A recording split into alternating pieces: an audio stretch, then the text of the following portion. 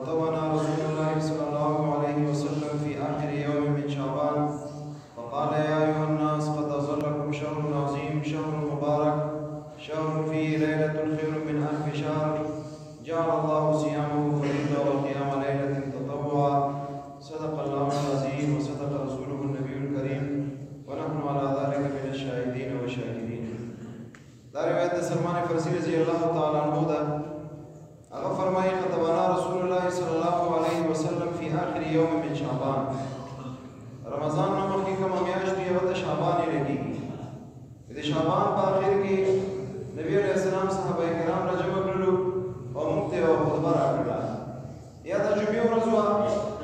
و رضی بتی نبی علیہ السلام خطبہ صحابہ کرام تا پڑھاو کرلا او یا اسی صحابہ کرام را جمع کرل لکه مو تاسو بغیر د جمعې نه را جمع یو دې طریقې سره صحابه کرام را جمع کړل او خطبه یې ورکړله. فقال په دې خطبې کې نبی علیه السلام فرمایل یا ایها الناس ای خلقو قد اظلکم شهر عظیم په تاسو باندې یوې عظیمې میاشتې سوره کړې ده یعنې یو عظیمه میاشت په تاسو باندې را روانه ده او راغله په تاسو باندې شهر مبارک دا داسې یوه میاشت ده چې د ډېره مبارکه میاشت ده او ډېره برکتي میاشت ده او د دې برکت ضرورت هم نشته بیان ته مو تاسو یې ګورو په هر شي کې برکت په رزق کې برکت په ټیم کې برکت په هر شي کې برکت شهر فيه ليلة خير من 1000 شهر نبی علیہ السلام وفرمایي دا داسې میاشت ده چې په دې میاشت کې یوه شپه داسې را روانه ده چې هغه زرو میاشتو نه هم په هغې کې عبادت بهتر ده چا چې په دې میاشت کې عبادت وکړلو نو دا د زرو میاشتو چې د حساب ته وکړي څه د پاسه 83 کاله عمر جوړېږي زر میاشتې وی چا چې په دې یوې شپې کې عبادت وکړلو نو دا یوې شپې عبادت د 83 کاله څه د پاسه عبادت نه هم د دې ثواب زیات تاسو اندازه ولګوئ څومره قیمتي شپه ده او څومره برکته شپه ده چا ته 83 کاله عمر ملوي بیا 83 کاله عمر که میلاو هم شي درته څوک به داسې وي چې شپه او ورځ هغه په عبادت کې تېره کړي دې یوې شپې کې عبادت د زرو میاشتو نه هم دغه عبادت بهتر ده. نبی علیہ السلام وفرمایل جعل الله صيامه فريضه وی د دغه میاشتې روژې الله تبارک وتعالی په خلکو باندې فرض ګرځولې دي په نارینه‌و باندې هم او په زنانه‌و باندې هم اوس بالغ وي وقیام لیلة تطوع او په دې شپې کې قیام دی نفل ګرځولې ده خو دې دا معنا نه ده چې مثال طور سره په دې شپو کې کوم تراویح کېږي هغه تراویح نفل دي نه وقیام لیلة تطوع دی قیام اللیل دپاره شب بیدارۍ دا نفل ده تراویح شب رکعته دا سنت مؤکد دي همدارنګه دي سنت مؤکد ادایګي دپاره ته شب بیدارۍ کوي او ته وده کېږي نه نو دا شب بیدارۍ دا تطوع دا نفل ده او د دې نفلو ثواب تا ته ملويږي. اوس نبي علیه السلام د دغې میاشتې برکت ښیي من تقرب فيه بخصلة من الخير كان كمن ادى فريضة فيما سواه چا چې په دې میاشتې کې یو نفل کار وکړو نو د دې ثواب داسې ده لکه د رمضان نه علاوه یو فرض ته ادا کړي هغه چې څومره ثواب ده په دې میاشتې کې د نفلو دومره ثواب ده. او نبی علیه السلام وفرمایل ومن ادى فريضة فيه كما كان كمن ادى 70 فريضة فيما سواه چا چې په دې میاشتې کې یو فرض ادا کړو هغه مالی فرض وي او هغه بدني فرض وي مثال طور سره لمونځ ته ورکړلو بدني فرض ده زکات ته ورکړلو مالی فرض ده دا یو فرض ته ادا کړلو نو د دې دومره ثواب ده چې رمضان نه علاوه او یا فرایض ته ادا کړي وي هغه دومره ثواب ده دومره ثواب ده یو فرض ادایګي ده په دې رمضان کې یو سبعیت لمونځ ته وکړلو تا ته د اویاو سبعیت لمونځ ثواب ملويږي یعنې یوه نیکي تا ته په اویاو باندې ملويږي. بشاته نبی علیه السلام فرمایي وهو شهر الصبر دا د صبر والا میاشت ده که تاسو خیال کړی وي په دې رمضان کې 70 نه واخله تر ماښامه پورې هر یو سړی هغه لګیا ده خوراک دې زړه کېږي صبر کوي څښاک دې زړه کېږي صبر کوي خپلې بیبي ته نصیحت زړه غواړي صبر کوي نو دا میاشت یو قسم د تمرین ده او مشق ده چې په دې میاشتې کې دغه درې وړه کارونه دا جایز کارونه دي خوراک جایز څښاک جایز خپلې بیبي ته قربت دغه جایز دا درې وړه جایز کارونه دي دا درې وړه جایز کارونه انسان ویلې نه کوي دا په دې بنیاد باندې نه کوي چې الله حکم کړی ده چې دغه درې وړه کارونه نو په دې کې سبق ده تمرین ده ما او دا چې لکه څرنګه په دې میاشتې کې دغه درې جایز کارونه د الله د حکم په وجې باندې ته نه کوي همدارنګه کال 12 میاشتې چې کوم کارونه الله ته منع کړی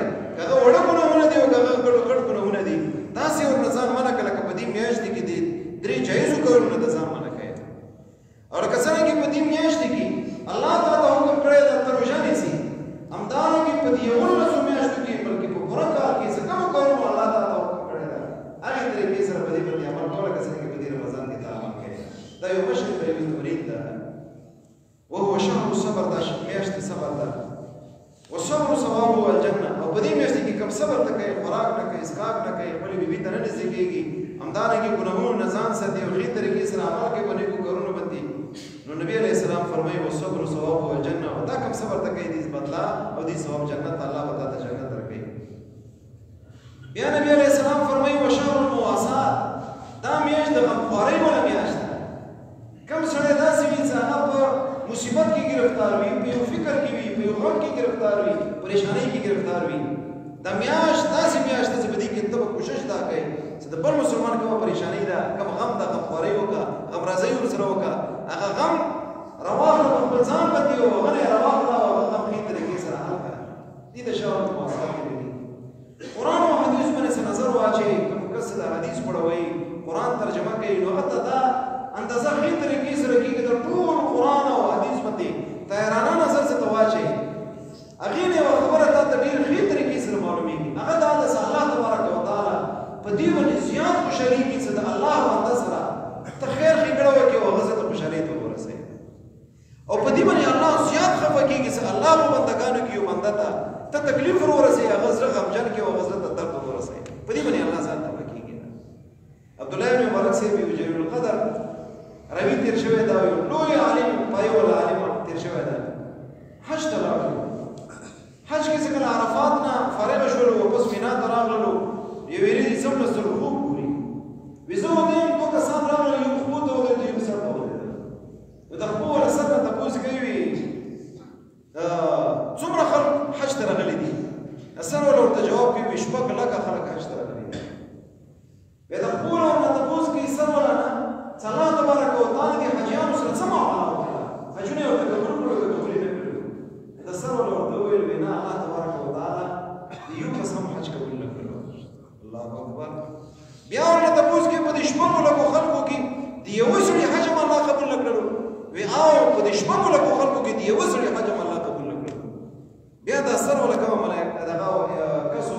دې ورته بیا وویل وی الله تبارک وتعالی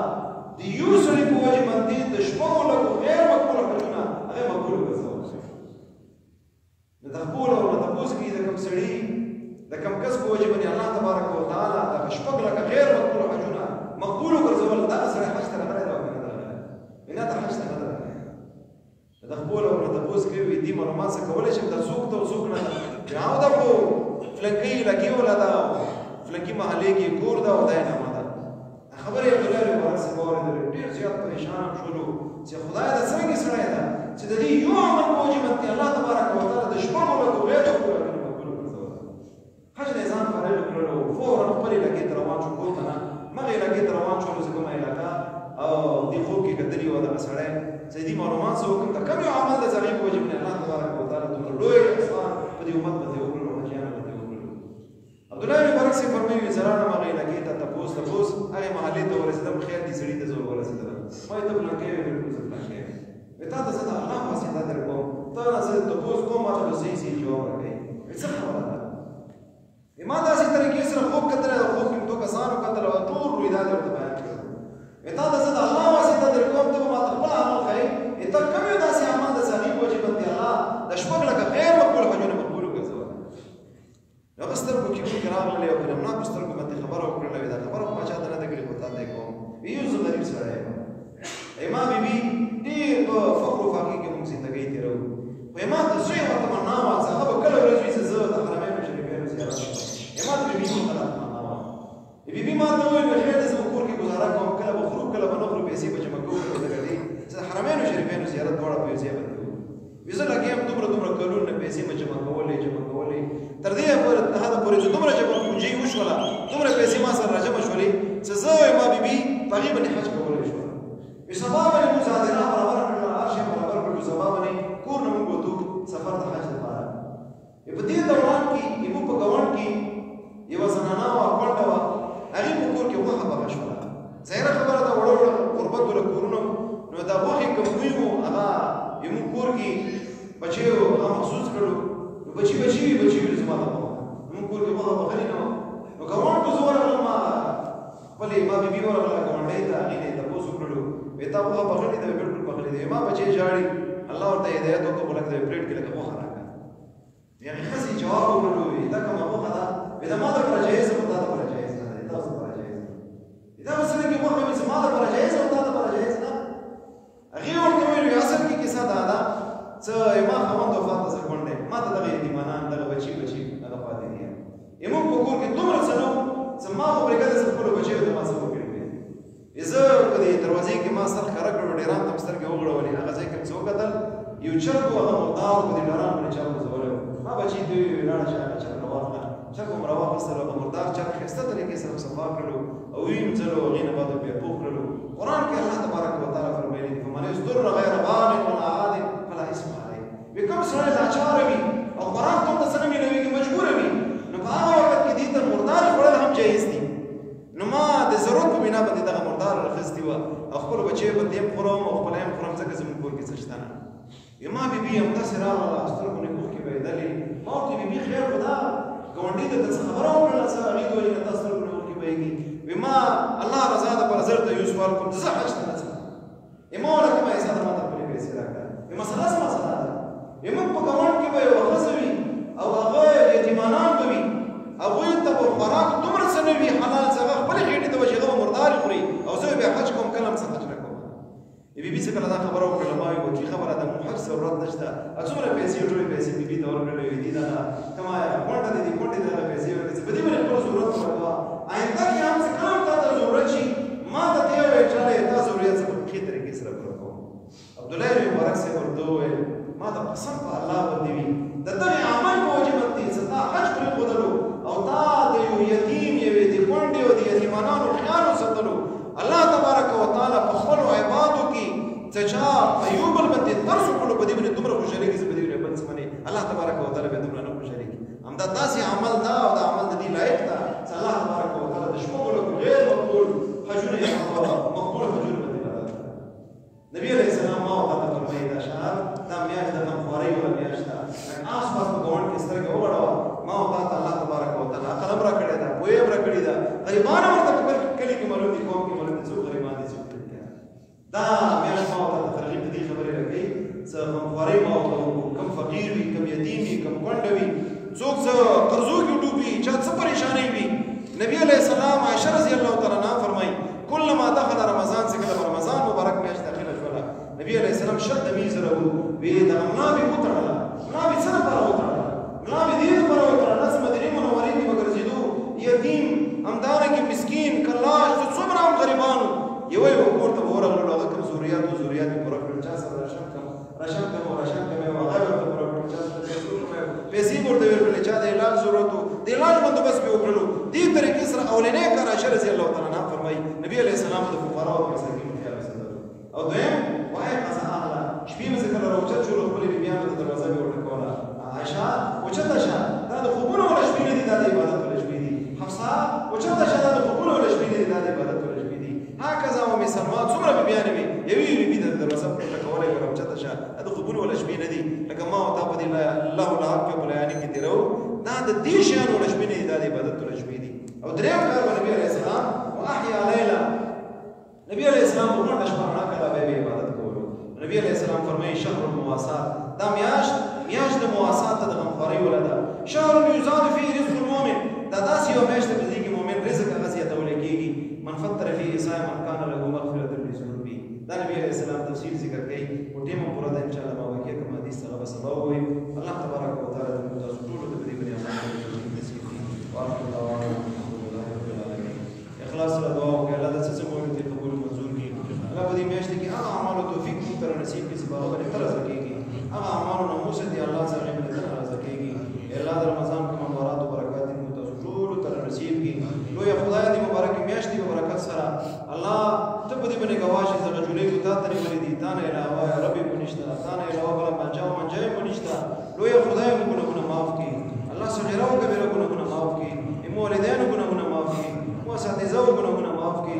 حقدارانو ګناهونه معاف کړي الله امت رسول الله صلی الله علیه وسلم ګناهونه معاف کړي الله ایمان سره مرګ تر نصیب کړي حرمینو شریفینو زیارت تر نصیب کړي الله څومره پریشان احوال دي ټول پریشانې ختم کړي چا شریف مقاصد غیب باندې تر سره کړي چا کورونو کې به اتفاقي په اتفاق باندې بدل کړي چا اولاد نه نارینه صالح اولاد نصیب کړي چا اولاد وینا فرمان بردار وګرځي الله مسافر خوشحال ساتي بهترین روزګارونه نصیب کړي کله قوم ته دعا وکړه الله دغه قوم په دین او په دنیا باندې خسته لري هر قسم آفات او بلیاتونه وساتلږي چاپیره څوره قومونه دي برامت مسلمه باندې د امن او خوشحالۍ چدرونه وغوړولږي مملکت خدا داد پاکستان حفاظت وکړي څومره اسلامي ممالک د ټولو حفاظت وکړي که مو تاسو څومره حقداران وفات دي په دې رمضان کې ډیر داسې خلک چې په دې درس کې موجودونه نه غلیشته الله ټولو قبرونه نور نه ډکي کوم ژوندي دي ټولو ته هدایت تمام او صراط مستقیم نصیب کړي وفید امر الى الله